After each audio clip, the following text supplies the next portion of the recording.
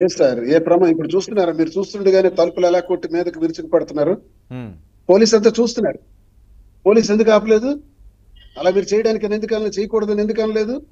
మరి నేను కంప్లైంట్ కూడా ఇచ్చాను కదా, ఉమ్, ఎఫ్ఐఆర్ కూడా రిజిస్టర్ అయింది కదా. ఓన్ హౌస్ లో ట్రెస్పాస్ చేయకూడదు కదా, తాళాలు విరగొట్టి డోర్ విరగొట్టారు కదా. పోలీస్ చర్యలు ఏవి? పాపం ఉమ్. ఏం చేస్తారు సార్ పోలీసు? అచ్చెన్నాయుడు ఆర్డర్స్ ఏం చేయొద్దని, ఆమె చేత ఆమె ఎలా ప్రవర్తిస్తే అలా ప్రవర్తించని మీరు చూసి ఊరుకోండి అని చెప్పాడు. ఇప్పుడు డోర్ మీద కొడుతుంది. ఏం చేశారు పోలీసులు? బయట ఉన్నారు. ఏం చేయగలరు? ఏం చేయలేరు. నా ప్రాణానికైతే గ్యారంటీకి ముప్పు పొందుతుంది. చాలా ప్రమాద పరిస్థితిలో ఉంది. ఓకే, శాసనమండలి చైర్మన్ గారికి దృష్టి కన్నా తీసుకెళ్లాలి కదా మరి, ఈ సీరియస్నెస్ ఉన్నప్పుడు మీరు ఒక తీసుకెళ్తాను ఎమ్మెల్సీగా. ఆల్రెడీ వారల్ గా పెట్టాను. ఇప్పుడు రిటర్న్ గా పెడతాను సార్. సో ఏం చెప్పాలనుకుంటున్నారండి మీ పాపకు కానీ వాణి గారికి కానీ? పాపను నేను చూసుకుంటాను. పాపల్ని చూసుకునే బాధ్యత నాది. దువ్వాడవాణి తాలూకా దౌర్భాగ్యమైన పరిస్థితులకి 2 సంవత్సరాల క్రితం అతనితో నాకు డైవర్స్ ఇవ్వండి అని ఎప్పుడైతే కోరిందో ఆమె కోరిక ఈ రోజు నెరవేరుస్తున్నాను. ఆమెకి నాకు సంబంధం లేదు. ఎందుకు 2 సంవత్సరాల నుంచి మరి మీకు అంత వ్యతిరేకత ఉన్నప్పుడు, మిమ్మల్ని అంత ఇబ్బంది పడుతున్నప్పుడు, 30 సంవత్సరాల నుంచి మీరు కుటుంబం నరకం మీద చూసాను అని మీరు చెప్తున్నారు కదా, ఎందుకు భరించాల్సి వచ్చింది? కుటుంబం కదా సార్. ఏదో ఒక రోజు ఏదో ఒక ఒడ్డుకు చేరకపోతామా, ఎక్కడో ఒక దగ్గర మార్పు రాకపోతుందా అని ఎదురు చూశాను సార్. మార్పు రాలేదు సరికదా, ఇంకా తీవ్రమైన పరిస్థితులు ఎక్కువైనాయి సార్. ఈ పరిస్థితులన్నీ చూస్తుంటే వీళ్ళలో మార్పు రాదు కాబట్టి ఇంకా ఆమెను విడిచిపెట్టుకోవడం బెటర్ అని నిర్ణయించుకున్నాను సార్.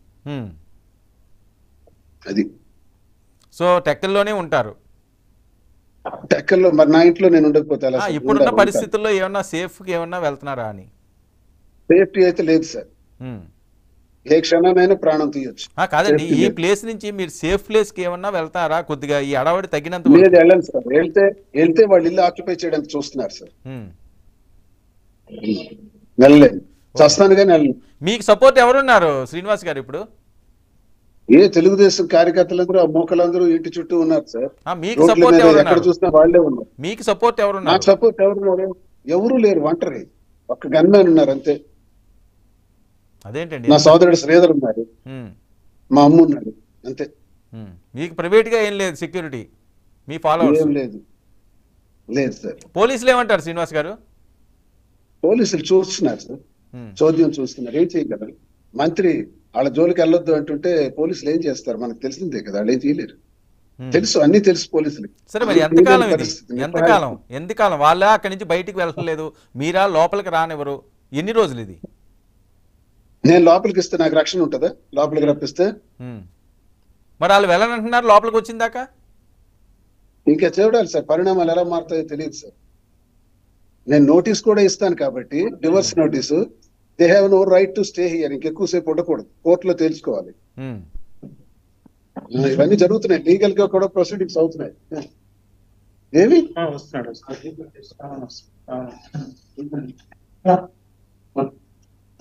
చేస్తాను. ఒక బ్రేక్ చెప్తారా?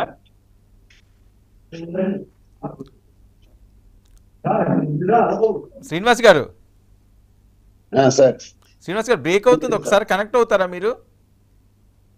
బ్రేక్ ఒకసారి బ్రేక్ అవుతుంది, ఒకసారి కనెక్ట్ అవుతారా?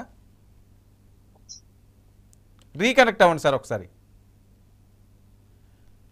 రైట్, ఇది దువ్వాడ శ్రీనివాస్ గారి కుటుంబంలో ఉన్న పరిస్థితి. గత 30 సంవత్సరాల నుంచి నేను నరకాన్ని చూస్తున్నాను. వాణి వాళ్ళు నన్ను ఇబ్బంది పెడుతున్నారు, నా సొంత భార్య.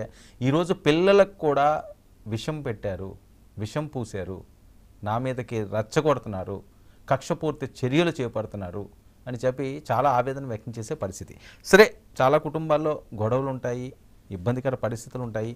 అది సామరస్యంగా సెటిల్ చేసుకోవడం అన్నది సర్వత్రా జరుగుతుంటుంది.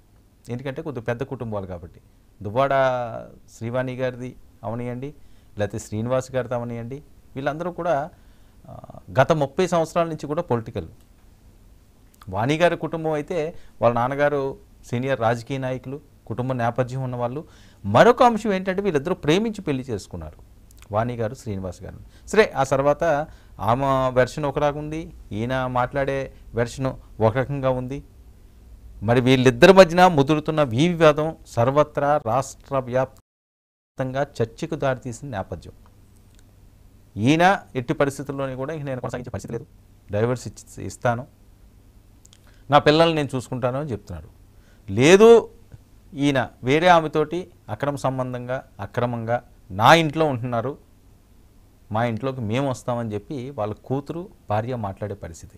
2 రోజులుగా ఒక హై టెన్షన్ హై డ్రామా ప్రశాంతమైన టెక్కల ప్రాంతంలో. శ్రీకాకుళం జిల్లా అంటే అందరికీ సుపరిచితమే, ఏ రకంగా ఉంటుందో. అక్కడ పెద్దగా వర్గ విభేదాలు, కొట్లాట్లు ఇలాంటి అంశాలన్నాయి చాలా తక్కువ. అలాంటిది ఈరోజు దువ్వాడ ఫ్యామిలీ అన్నది రాష్ట్ర వ్యాప్తంగా కలకలాన్ని రేపుతున్న అంశం. మరి ఆయనకి ప్రాణహాని ఉందని చెప్పి మరొక పక్క మాట్లాడే పరిస్థితి. ఏ నిమిషాన్నైనా నన్ను చంపేస్తారని. లోపల అయినా బయట కుటుంబం. ఒక చాలా సీరియస్ ఇష్యూ ఇది. అయితే పోలీసులు ఇందులో పెద్దగా కలగ చేసుకోవటం లేదు. సరే ఏమైనా ఉండిలో ఉంటే కేసులు పెట్టుకోవచ్చు, న్యాయపరంగా తేల్చుకోవచ్చు తప్ప ఈ రకమైన రప్చర్ అక్కడ జరగడానికి ప్రధాన కారణం కూడా ఏవో శక్తులు ఉన్నాయన్నది దువ్వాడ శ్రీనివాస్ ఆరోపిస్తున్న అంశాలు.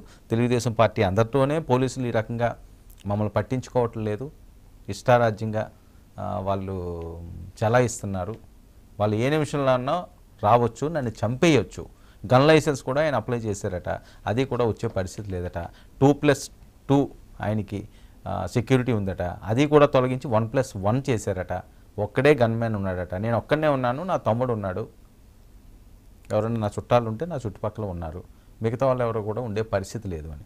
మరి నిన్న డైరెక్ట్గా ఆయన ఇంటికి వచ్చి ఆయన మీద దౌర్జన్యానికి దిగో, లేకపోతే ఆ తలుపులు బద్దలు కొట్ట అవన్నీ కూడా మనం విజువల్స్ రూపంలో చూస్తున్నాం. మరి దాని మీద కేసులు పెట్టి చర్యలు తీసుకున్నారా అంటే అది లేదనే ఆయన చెప్తున్నాడు. సరే వీళ్ళ వెర్షన్ ఇంకో రకంగా ఉంది. నా తండ్రిని ఎవరో ఒక మాధురి అనే ఆవిడ